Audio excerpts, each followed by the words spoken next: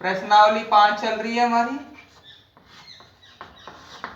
आंकड़ों का संगठन।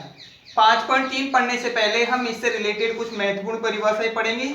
जैसा इस प्रश्नावली में हमें पढ़ना है पहले प्रायिकता।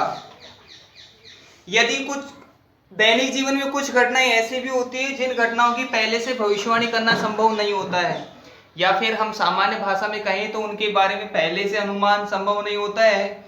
जैसा कि हम मान लें हमें इस समय बारिश के मौसम में छाता लेकर चले जाते हैं और पूरे दिन भर में कभी भी बारिश नहीं होती, ये एक संयोग हो गया। लेकिन यदि कुछ ऐसा हुआ कि किसी दिन हमें छाता लेकर नहीं गए और उसी दिन बारिश हो गई, तो यह भी एक संभावित घटना होगी। अर्थात किसी घटना के बारे में पहले से किसी तरह का सही आकलन नहीं कर पाना एक प्रायिकता के अंतर्गत आता है। कुछ ऐसी घटनाएं भी होती है जहां दोनों प्रकार की संभावनाएं 50% के सापेक्ष होती है, अर्थात हो भी सकता है और नहीं भी हो सकता। ऐसी स्थिति में वे समप्रायिक कहलाते हैं। और यदि समप्रायिक न होकर किसी एक काम के होने की अधिकता और दूसरे काम के होने की बहुत ही न्यूनतम होती है, तो वहां हम केवल प्रायिक आंकड़ों का ही प्रयोग करते हैं। प्रायिकता के दौरान संपूर्ण आंकड़ों का योगफल या संपूर्ण घटना के सभी प्रायिकताओं का योगफल 1 के बराबर होता है। किसी भी घटना के होने या नहीं होने का सबसे अधिकतम मान 1 के बराबर होगा या फिर 1 से छोटा होगा। किसी प्रयोग में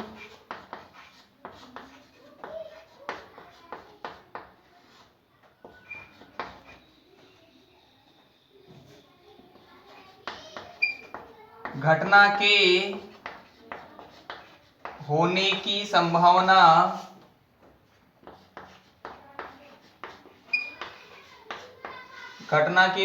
संभावना को ही प्रायिकता कहते हैं।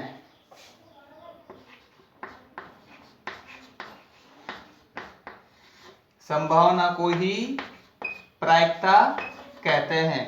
यदि मान लीजिए हमने टाइम शेड्यूल बना रखा है कि रोजाना लगभग 1:30 बजे से 8वीं कक्षा की क्लास चलती है, 12 बजे से 9वीं कक्षा की क्लास चलती है, और यदि किसी कारण मौसमीय परिवर्तन होगा तो ऐसा भी हो सकता है कि क्लास नहीं भी चल पाए, तो ये एक प्रकार की प्रायिकता होगी। अब प्रायिकता के लिए सूत्र होता है प्रायिकता बराबर घटना के अनुकूल परिणाम।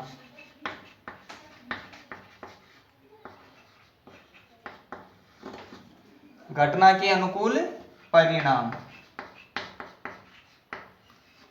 बटा कुल संभावित परिणाम।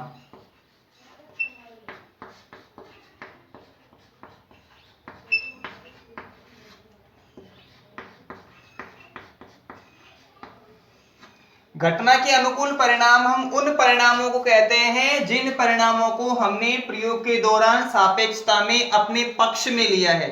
यदि हम चाहें कि अगर आज बारिश हो सकती है तो हमारा अनुकूल परिणाम हुआ बारिश वाला। अब बारिश होगी तो हमारे फेवर में गया या हमारे पक्ष में रहा, यदि बारिश नहीं हुई तो हमारे विपक्ष में गया। तो जिस घटना के बारे में हमने सोच रखा है या जिस घटना के बारे में हमने माना है वही हमारा अनुकूल परिणाम होगा। कक्षा 8 के विद्यार्थियों द्वारा प्रश्नावली को आसानी से हल किया जा सकता है, ऐसा मेरा मानना है। यह घटना का एक अनुकूल परिणाम हो गया। लेकिन एक विद्यार्थी को पता है कि यह प्रश्नावली उसके लिए कितनी कठिन है, उसके लिए वो अनुकूल परिणाम हो जाएगा कि वो यही सोचता है कि मेरे लिए तो ये कठिन है। एक पढ़ाने वाले के लिए वही प्रश्नावली बिल्कुल सरल होती है और एक पढ़ने वाले के लिए वही प्रश्नावली कठिन होती है। तो अलग अलग व्यक्ति के लिए अनुकूल परिणाम अलग अलग हो सकते हैं, जबकि हमारे पास घटना केवल एक ही है, पढ़ना।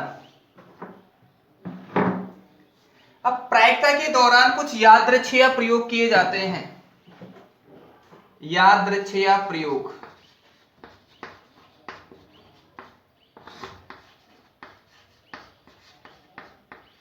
यादृच्छिक प्रयोग वे प्रयोग होते हैं जिन घटनाओं की पहले से कोई भविष्यवाणी करना संभव नहीं होता है। यहां तो हम मान लेते हैं कि भाई आज हमें पाठ याद हो जाएगा या हम प्रश्नावली पूरी कर लेंगे।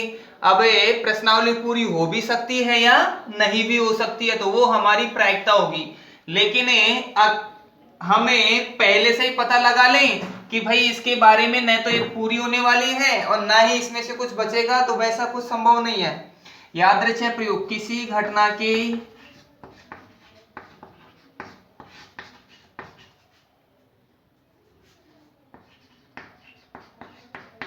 प्रयोगों की भविष्यवाणी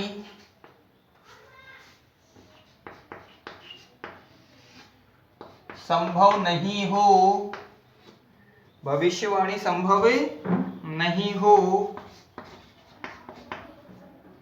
उन्हें यादृच्छिक प्रयोग कहते हैं।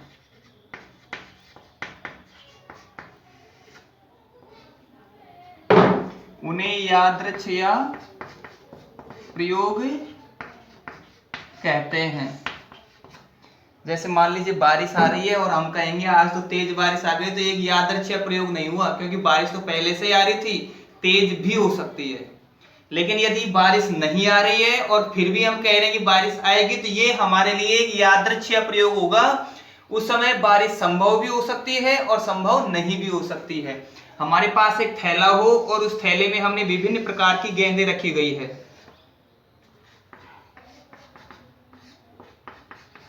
इस थैले में हमने विभिन्न प्रकार की विभिन्न रंगों की गेंद रखी हुई है।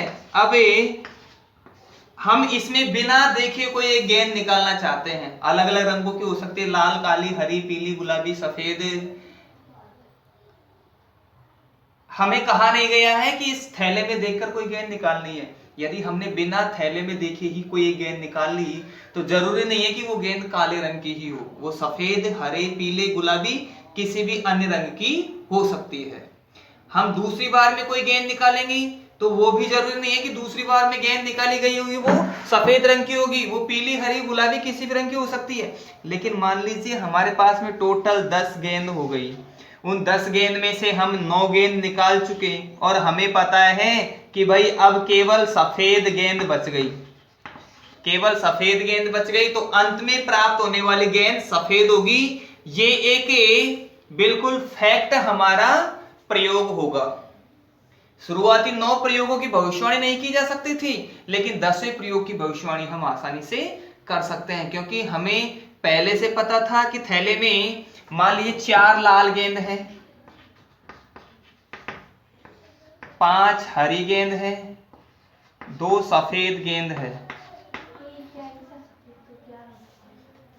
अब इस तरह के यदि कुछ प्रयोग हमारे पास में होते हैं, और भी कोई गेंद ले लें, यहां 2 पीले रंग की गेंद ले लें, 2 ऑरेंज या फिर संतरी रंग की गेंदें, तो इस तरह बहुत सारे प्रयोग हम ले सकते हैं। उनमें से हमें ये तो पता है कि टोटल गेंद 2 और 2 4 और 2 6, 6 और 4 10 और 5 15 गेंद हो गई।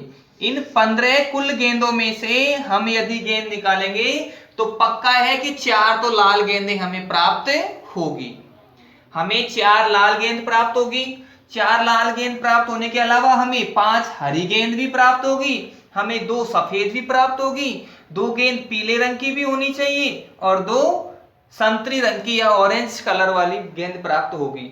अब ये प्रयोग तो जब होगा जब हमें पहले से उनके बारे में पता है, जो हमें प्रयोग में दिया गया था विभिन्न रंगों की गेंदों के बारे में। यदि प्रयोग के दौरान जब उस थैले में गेंद भरी गई थी उस समय आपको पता नहीं था कि कौन कौन से रंगों की कितनी गेंदें भरी हुई है, तो अगर आपको पहले से ध्यान है कि अलग अलग रंगों की गेंद है तो एक यादृच्छिक प्रयोग नहीं होगा, क्योंकि यहां तो पहले से भविष्यवाणी हो गई है कि 4 लाल गेंद अवश्य ही निकलेगी। आप कई बार कुछ ऐसे बचपन में भी छोटे मोटे प्रयोग किए होंगे। आप लगाते हो किसी मुट्ठी, अपनी मुट्ठी में कुछ भर लिया आपने और फिर कहते होंगे कि हमें इसमें मुट्ठी में से 1 रुपए के सिक्के को 2 रुपए का बना दें और 2 रुपए वाले सिक्के को 1 रुपए वाला सिक्का बना दें। छोटे बचपन में हमने ऐसे कुछ खेल खेले होंगे। हमें सामने वाले को उस तरह से रिएक्ट करते हैं कि सामने वाले को कुछ पता ही नहीं है, जबकि हमें जिस हथेली वाले सिक्के को 2 रुपए वाला बनाना है उसमें पहले से 2 रुपए वाला सिक्का रखते हैं और सामने जब उसे बताया जाता है उस दौरान उसे पहले 1 रुपए वाला सिक्का बताकर उस 1 रुपए वाले सिक्के को अलग हथेली में रख देते हैं।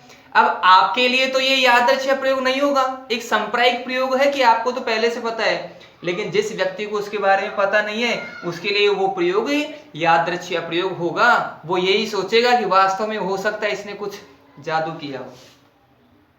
तो समझ में आ जाएगा आपको, ऐसा प्रयोग जिसकी भविष्यवाणी करना संभव नहीं है वो यादृच्छिक प्रयोग कहलाते हैं।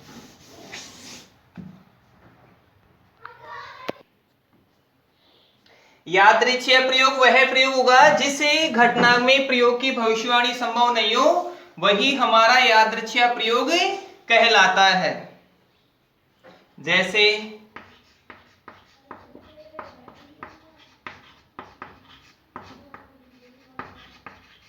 किसी दिन बारिश होना,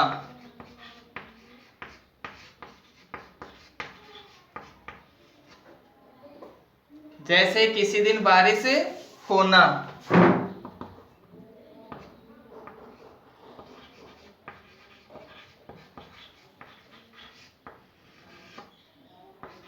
प्रश्नावली का पूर्ण होना, कोई जरूरी नहीं है कि प्रश्नावली पूरी हो जाए, नेटवर्क कनेक्शन होगा तो प्रश्नावली पूरी होगी अन्यथा नहीं होगी। अगला है सांप्रायिक प्रयोग।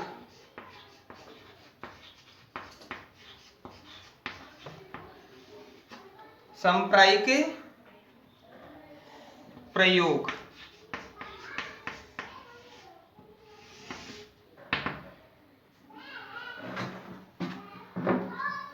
किसी घटना के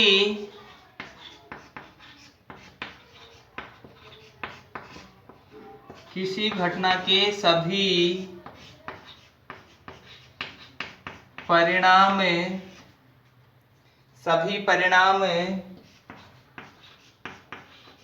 समान संभव हो,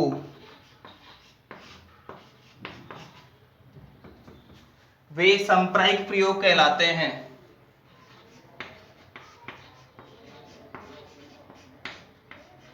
वे सांप्रायिक प्रयोग कहलाते हैं।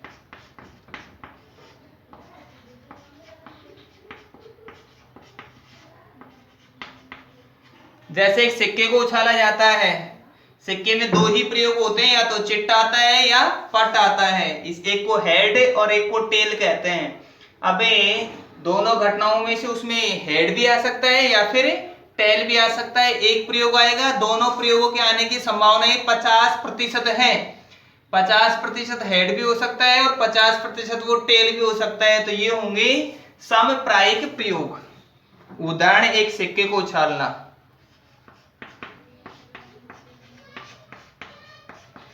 या एक सिक्के को उछालने पर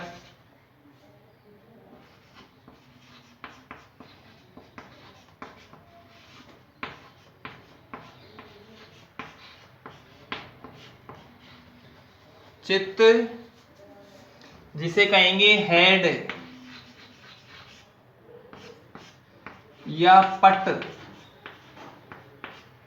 इसे कहेंगे टेल आना। एक सिक्के को उछालने पर चित्त या पट आना समप्रायिक होते हैं। अगर प्रश्नावली 5.3 और इसका पहला क्वेश्चन, इन प्रयोगों में आप जो परिणाम देख सकते हैं उन्हें लिखिए। एक गोला बना रखा है,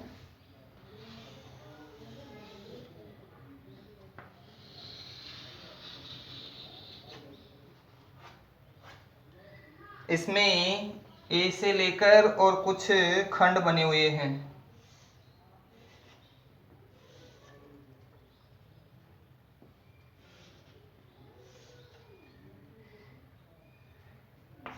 ए,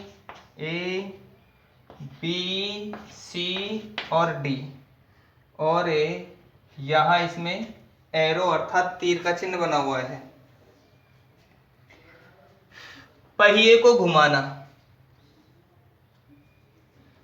इसका फर्स्ट है पहिए को घुमाना।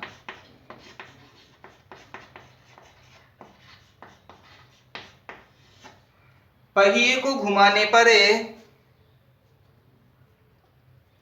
टोटल हमारे पास में अनुकूल परिणाम है 1 2 3 4 5। तो हम लिखें कुल परिणाम।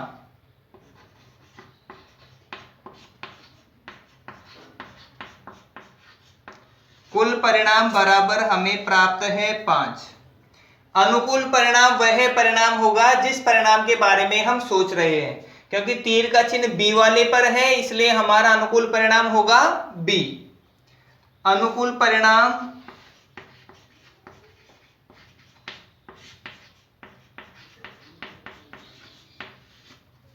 बी, और बी की संख्या केवल 1 है। हमें इसकी प्रायिकता ज्ञात करनी होगी। प्रायिकता के लिए लिखते हैं प्रायिकता बराबर घटना के अनुकूल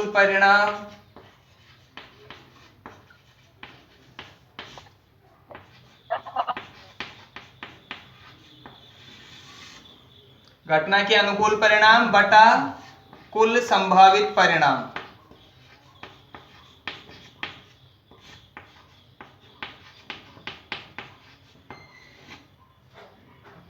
अनुकूल परिणाम हमारे पास केवल 1 है और कुल संभावित परिणाम टोटल 5 है।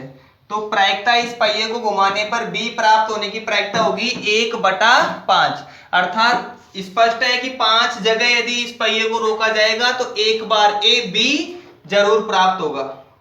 इसी में बी नंबर 2, दो सिक्कों को एक साथ उछालना। दो सिक्कों को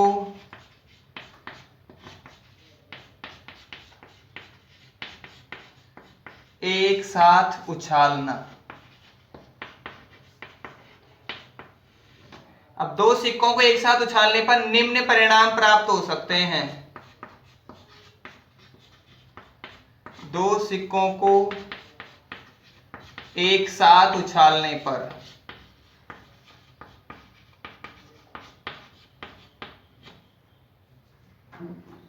निम्न परिणाम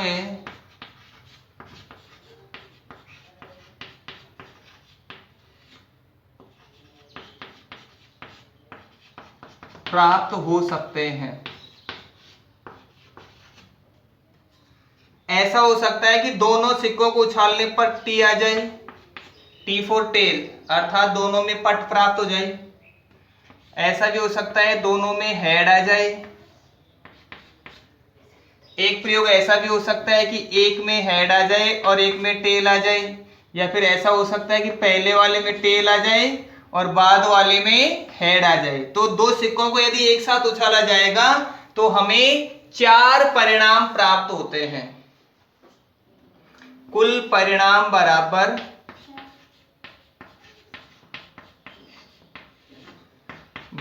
4। और इन्हें में से कोई अनुकूल परिणाम निकालना है तो अनुकूल परिणाम चारों में से केवल कोई एक होगा, क्योंकि चारों एक दूसरे से किसी भी तरह से संबंधित नहीं है। चारों प्रेक्षणों में हमें अलग अलग परिणाम प्राप्त होने की, या तो दोनों बार चित्त पट आ गया, दोनों बार चित्त आ गया, पहले वाले में चित्त और दूसरे वाले में पट, और अगले वाले में है पहले वाले में पट और दूसरे वाले में चित्त। तो इस तरह की ऐसी समस्याएं आएंगी। तो हम लिखें यहां अनुकूल परिणाम। अनुकूल परिणाम केवल एक होगा, बराबर 1। या तो इसे ले लें या फिर इसे लें या इसको लें या लास्ट वाले को लें, चारों में से कोई एक परिणाम। तो अनुकूल परिणाम 1 होगा। हमें प्रायिकता ज्ञात करनी है। प्रायिकता बराबर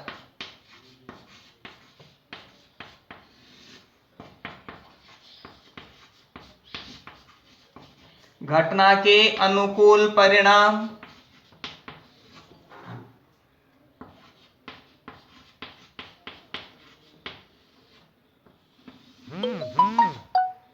बटा कुल संभावित परिणाम।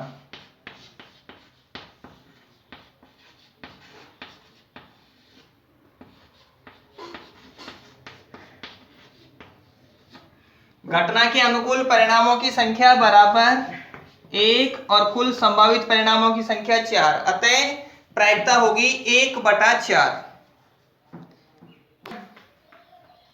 दूसरे प्रश्न में जब एक पासे को फेंका जाता है, पासे में हमें निम्न घटनाएं होती है। पासे में संख्याएं, या पासे में सीधा लगाएं तो पासे में तो अंक लगे होते हैं। पासे में अंक बराबर 1 भी होता है, 2, 3, 4, 5 और 6। पासे में टोटल 6 अंक होते हैं। यह पूछ रहा है फर्स्ट नंबर में एक अभाज्य संख्या। एक अभाज्य संख्या। अभाज्य संख्याएं वे संख्याएं होती है जिनमें एक का और उसी का भाग जाता है। ऐसी संख्याएं जिनमें एक का और उसी का भाग जाता है अभाज्य संख्याएं कहलाती है। 2 एक अभाज्य संख्या है, 3 भी अभाज्य संख्या है और 5 भी अभाज्य संख्या है। तो इसके लिए लिखेंगे अनुकूल परिणाम। अनुकूल परिणाम। अनुकूल परिणामों की संख्या प्राप्त हुई हमें 3। कुल परिणाम, तो पासे में टोटल अंक होते हैं 6, तो परिणाम हमारे पास में हो सकते हैं 6। प्रायिकता ज्ञात करनी है। प्रायिकता बराबर घटना के अनुकूल परिणाम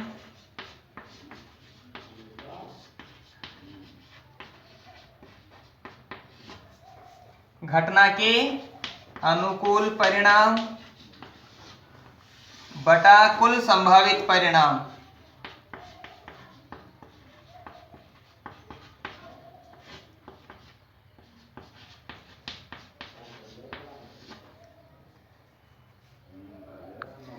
घटना के अनुकूल परिणाम प्राप्त थे हमें 3 और कुल संभावित परिणाम थे 6। 6 और 3 को आपस में काटा जा सकता है 1/2, अर्थात मूल प्रायिकता होगी 1/2। जहां तक ये परिणाम कर सकते हैं हमें एक सरल भिन्न के रूप में लिखना होता है। सेकंड नंबर है एक अभाज्य संख्या नहीं।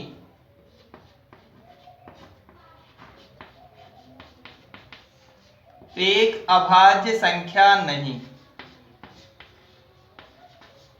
तो इसके लिए हमें ध्यान लगाना है भाई टोटल 6 थी, उन 6 में से अभाज्य संख्याएं 3 हो गई, तो अभाज्य संख्याएं नहीं है तो वो भी हो गई 3। बची हुई अभाज्य संख्या नहीं है तो लिखेंगे अनुकूल परिणाम। यह इसके लिए 6 में से 3 चली गई तो अनुकूल परिणाम इसके लिए भी प्राप्त होगा हमें 3। कुल परिणाम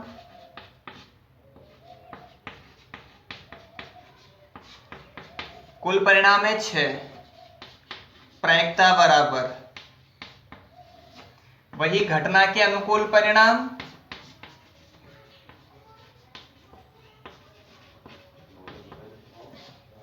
घटना के अनुकूल परिणाम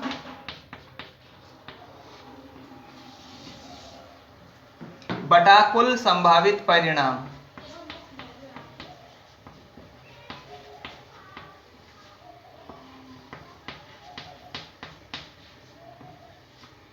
अनुकूल परिणाम प्राप्त हुए हमें 3 और कुल परिणाम 6। 3/6 जिसे सरल भिन्न में 1/2 के रूप में व्यक्त करते हैं। 5 से बड़ी एक संख्या,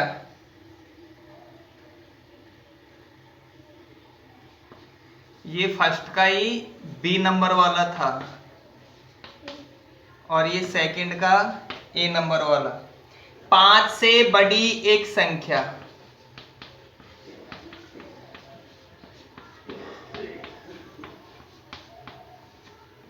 पांच से बड़ी संख्या पूछ रहा है तो 5 से बड़ी तो केवल एक संख्या है नंबर 6। इसके लिए अनुकूल परिणाम लेना होगा हमें। अनुकूल परिणाम बराबर 1 और कुल परिणाम बराबर 6। प्रायिकता इसकी ज्ञात करनी हो।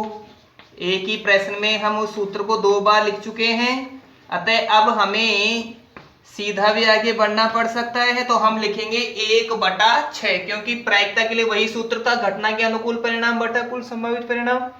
और पहले भी हम लिख चुके हैं घटना के अनुकूल परिणाम बटा कुल संभावित परिणाम। इसी का बी वाले में पूछा है 5 से बड़ी संख्या नहीं। 5 से बड़ी संख्या नहीं।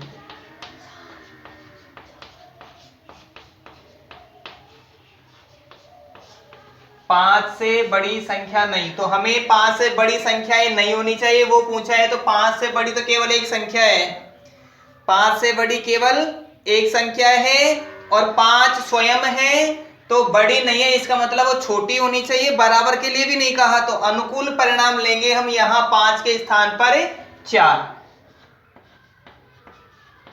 अनुकूल परिणाम बराबर 4, क्योंकि 5 से बड़ी संख्या नहीं होनी चाहिए वही कहा है और 5 ये खुद है। कुल परिणाम और कुल परिणामों की संख्या है 6। प्रायिकता ज्ञात करने के लिए 4/6 यानी कि 2/3।